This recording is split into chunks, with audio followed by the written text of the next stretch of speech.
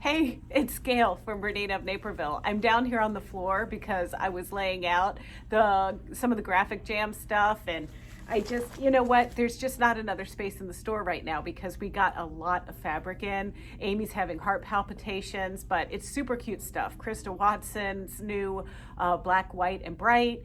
And then we've got, some other ones that, hey, if you're nearby, check out the store. If not, check it out online. It's going to be up any day now. But we're not here to talk about all the new fabric. We're here to talk about this awesome paper piece project that we've been doing now for 11 months. Can you believe it? 11 months? There's a lot that's kind of gone on since we started this thing, don't you think? Well, anyway, so this month I'm going to take you through not glass. I keep calling it like Glass Glimmers, but it's Grass Glimmers.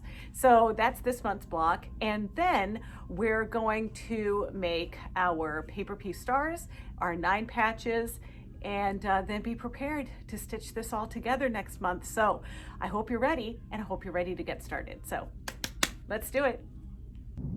For this month's Grass Glimmers. Now, you have to start by saying that 3 times in a row. I guarantee you it doesn't turn into Grass Glimmers. However, I'm going to be working in the light background side, which is actually using these dark accents, and Amy is working in the dark background, which means that we have this white piece, which is actually the dark accents. So we've been doing this a while, you know the drill.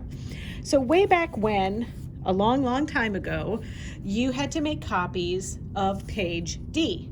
Well, now we're going to take those other elements from page D and use them for our foundation for the Grass Glimmers block. So the Grass Glimmers block is actually going to be 5 identical pieces that we make, and the block is made up of 2 of these units. So we're just going to be making a ton of these little guys. So that's not a whole lot of work. You know the drill. On our actual Grass Glimmers this month, we need to pay a little bit of attention to a couple of things. And one of the things is we're going to sew this because there's just so many in this block. There are 10 blocks that are just this half. So one of the things that I did when I sewed these 4 pieces together is I did a little bit of assembly line sewing at first, and then once I sewed all of these pieces, then I pieced them together. So I have 2 more blocks to make, and those are the ones I'm going to show you the little bit of the assembly line process. But another thing is when we ultimately go to sew these pieces together, we want to make sure that when we line it up, that we get that little point just right. And that I do right at the sewing machine. I don't pin, I just kind of hold it together really tight when I'm sewing that through. And you can see that right there as I'm doing that on the sewing machine. So how do you assembly line piece when you're doing paper piecing? Well, let's have a look. However many paper pieces you want to make at a time, I just go ahead and just put piece number 1 into place like that. Then I want to go ahead and start trimming. So when you're doing paper piecing, as we all know by now, we go piece 1, 2, 3, and so forth. So all I'm going to do is trim both of these now.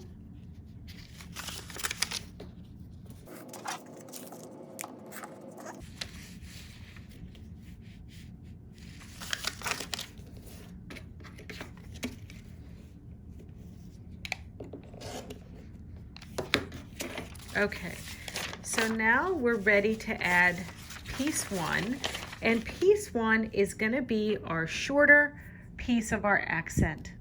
So I'm just going to bring my accent pieces over to the machine. Okay, so when you're at your machine, you're going to take your piece here and always look under to see where it's going to go. And my piece is going to go right here. So I'm going to flip this over and take my short accent piece and put that into position just there. And I like to line it up at the top edge of that, just like that. And now I'm going to turn it over, and I'm going to start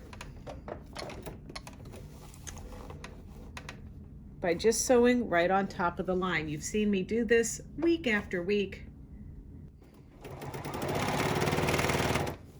And now my needle lands up and I can pull and cut and then repeat the process with the next piece. And I'm always checking. I have like spatial relation issues, I think, because I'm always checking to see which side it goes on.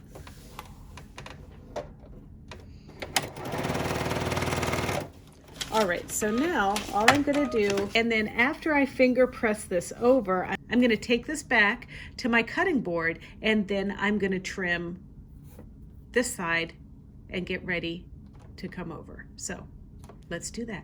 Now we're just gonna pull this guy over and press and then trim.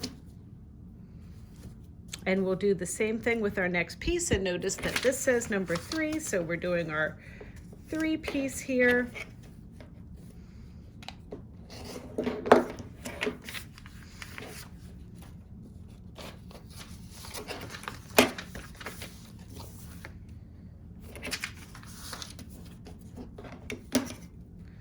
Doesn't look like I need to do much trimming, so that's okay. And now it's time to go back to the machine and stitch on piece number 3. Piece number 3. Now our accent piece that's a little bit longer goes on, so we're gonna line this up just there, like that. That's going over piece 3. So now I'm gonna turn it over and I'm gonna stitch. And I'm gonna start right at that intersection, just there.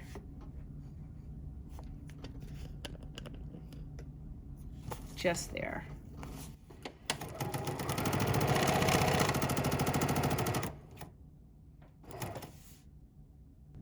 And now, if you really want to be speedy, you can just stitch down that material just like that. Add our other piece here.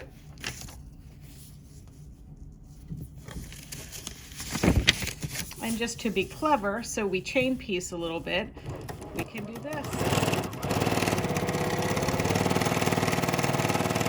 And now we can cut.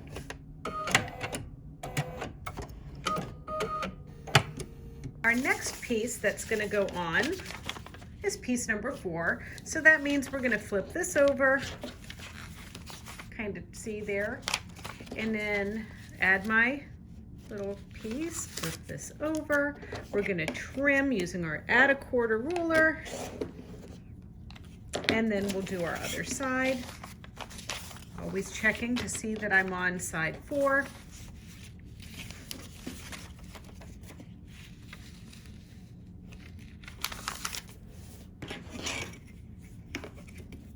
And trim. And now we're going to go back over to the sewing machine and we're going to add piece number 4 on. And you know, I'm going to do this the same way as I did before, because it works out easy for me to do this little chain piecing where we just sew, sew, sew, sew, sew, sew, and keep it together. It's just a little faster. You can do it this way if you want, or you can make each block individually. That choice is up to you. Let's have a look here. So here is my piece, and I want to make sure that I'm putting it on this side because that's where piece number 4 is going to go. So I'm going to take that piece, I'm going to line it up here. I like lining it up even with the edge of that accent piece, and now I'm going to go ahead and stitch this. And now I'm sewing off to the edge just like that, and now it's time to come in with this other piece, and I'm going to line this one up, and then this time I'm going to sew from the bottom up so I can chain piece. You can see I do sew a little bit off onto nothing there, but you know, my Bernina can do that pretty easily. And now I can stop there and cut. And so I try to do this as much as I can because it seems to just make sewing these little blocks and pairs and chain piecing like this relatively easy. I went ahead and trimmed and everything and prepped my pieces here for piece number 5. And now we're going to line that up just like this. And now this is really easy to chain piece here.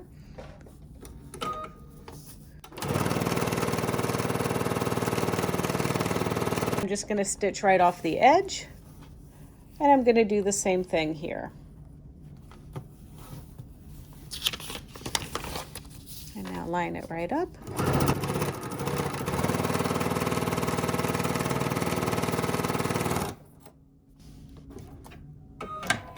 And then I'm just going to keep doing this process until all of my pieces are stitched and flipped.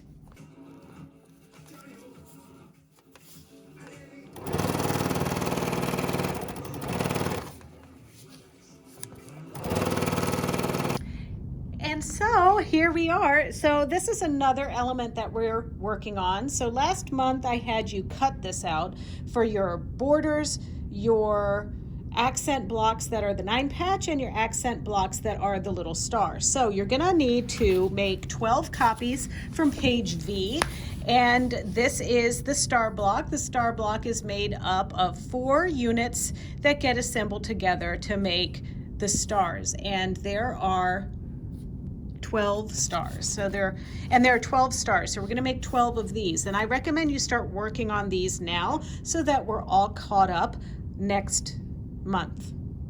Okay? All right. So now, so that's just those, and then these are the pieces that we cut last time. So the little gray bits are going to be the star points, and then you're going to use the same background with the star point per star. So there are going to be 3 of each of the different backgrounds here. All right, so that one's pretty easy. And then 9 patches are not paper pieced.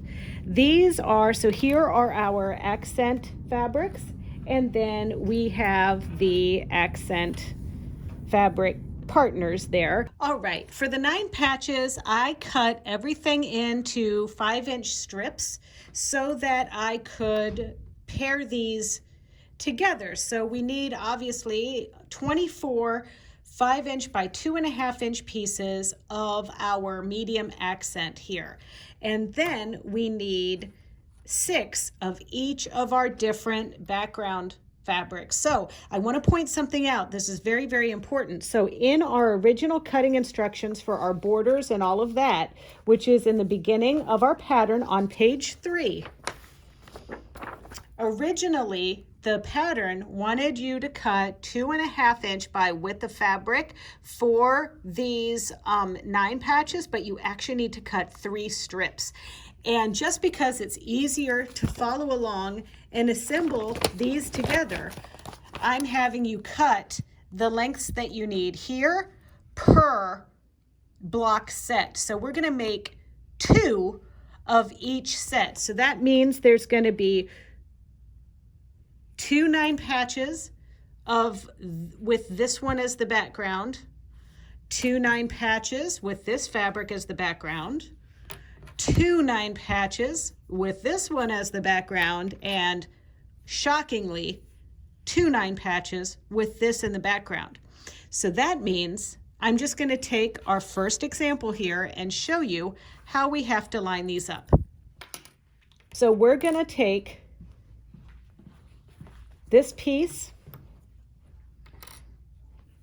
this piece, and this piece, and we're going to sew this and make this unit right here.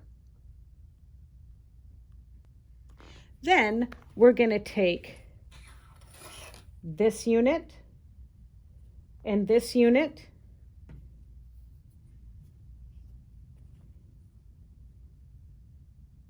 and this unit, and we're going to make this unit right here. Now, the only thing is we are actually going to be making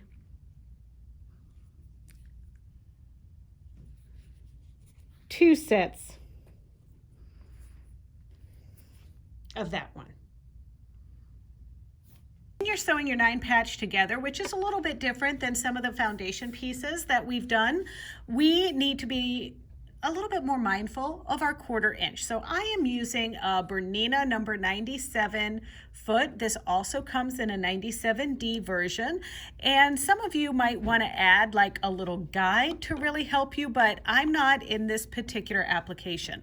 So right here, the side of my foot right there is a 1/4 inch. So when I want to sew this piece together, I can just line up the right sides of my fabric together, and I'm just going to stitch by lowering my presser foot on here and lining that up right to the edge of my foot. And another little trick, if I get a little closer, is that I like to see that little bump on the needle plate right there, because that is also a 1/4 inch. So I just line everything up like this and I get sewing.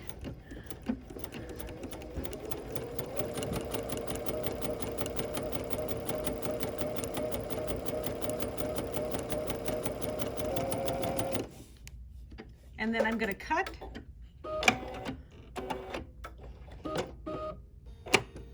And then I'm going to add this piece, this other dark gray piece on the other side here. Right sides together, just like that. Lower my presser foot down right into position and sew.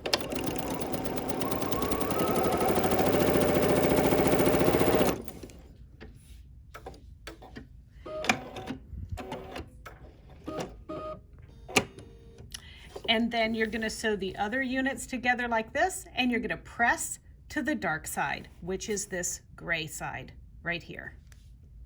After you've sewn your pieces together, you're going to have 2 of these and 1 of these.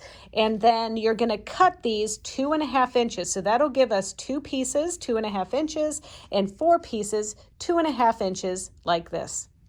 So once you've cut them, you're gonna lay them out like this and sew your pieces together. Now, here's a little pro tip that I like to do. I like to, what I call, well, it's not really me. I learned it from a teacher in Vermont, but snuggle butt my pieces together, because you've got one seam going this way and one seam going this way. So now they just kind of like rub up against each other nicely. And the same goes for here. And now we can just stitch. So you can chain piece these together or sew them together however you want. But at the end, we're going to end up with 2 9 patches per this set. And then once we do our other pieces, we'll have all 8 of our 9 patches together and we'll be ready for next month. As for your 12 paper piece stars, you're going to need to do yourself a favor and separate them from the other sheets here. And then what we're going to do is, there's only 3 pieces to each quadrant. So the middle piece is going to be your little gray accent piece. And then pieces 2 and 3 are going to be from these piles here. Now, of course, we have 4 different backgrounds. So that means that each star, that if we have 12, we're going to need to make 3 of each star. And that's why you have so many of these little backgrounds. So I'm going to go ahead and construct one of these star units by first turning my piece over and adding a little gray piece right here. And I'm just going to line it up, and we make sure that we cover everything, and then we're going to follow all of our paper piecing guidelines. So now you saw that I've made one of these.